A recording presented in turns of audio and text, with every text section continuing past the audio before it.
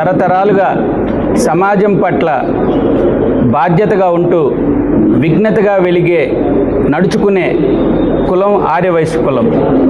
అలాంటి కులంలో ఉండే అందరూ సమాజం పట్ల ఎంతో బాధ్యతగా వ్యవహరిస్తుంటారు. ఇది అందరికీ తెలిసిన విషయమే.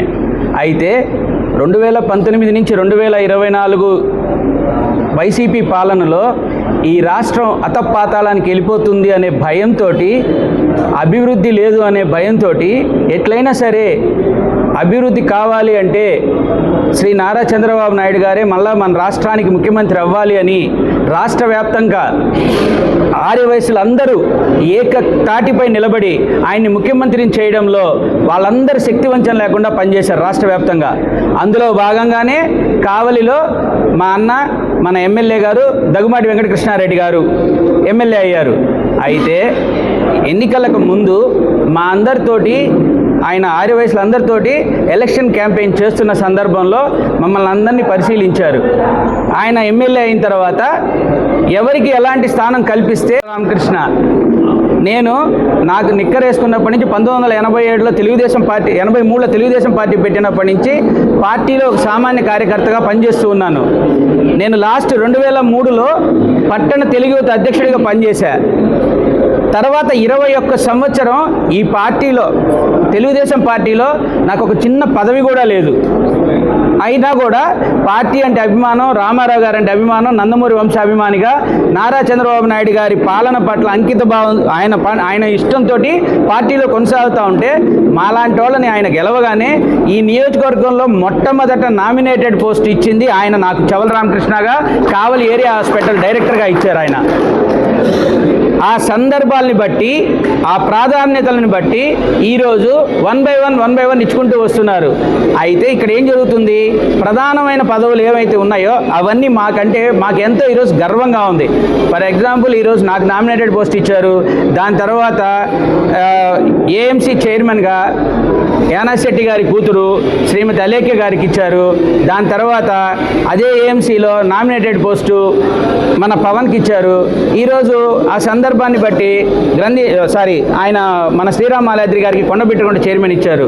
ఇట్లాగా ఆ సందర్భాన్ని బట్టి అందరినీ ఎంకరేజ్ చేస్తున్నారు. వీటితో పాటు పెద్ద ఎస్సెట్ టాపిక్ ఏంటంటే ఈరోజు మీరు కావాలంటే మెయిన్ రోడ్లో ఎన్నో విగ్రహాలు ఉన్నాయి, ఎవరెవరో విగ్రహాలు ఉన్నాయి. అయితే ఒక మున్సిపల్ చైర్మన్గా యానాశెట్టి శెట్టి గారు ఈ కావలికి ఎంతో సేవ చేశారు.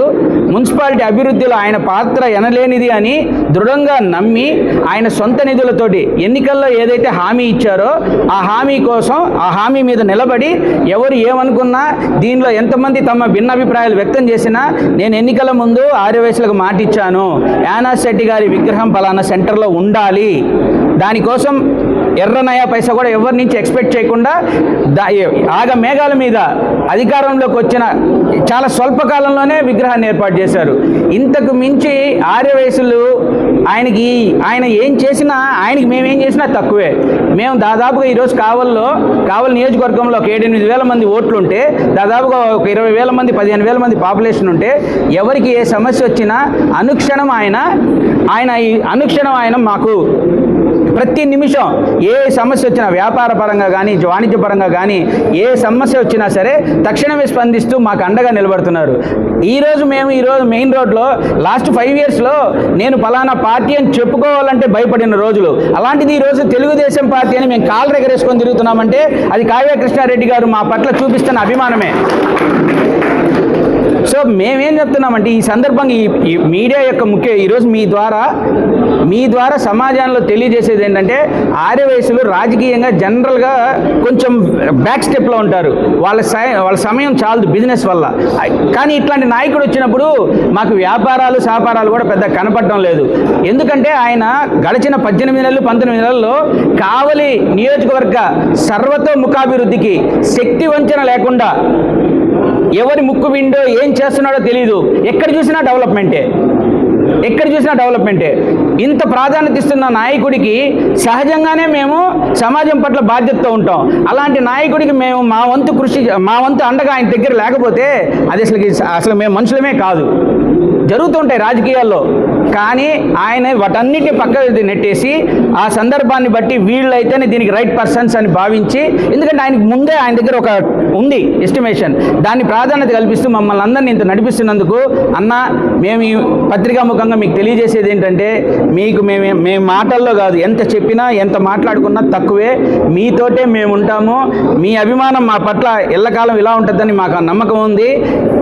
కాబట్టి మేము మరొకసారి ఆర్యవైశ్యులందరము మీకు కృతజ్ఞత తెలియజేస్తున్నాము.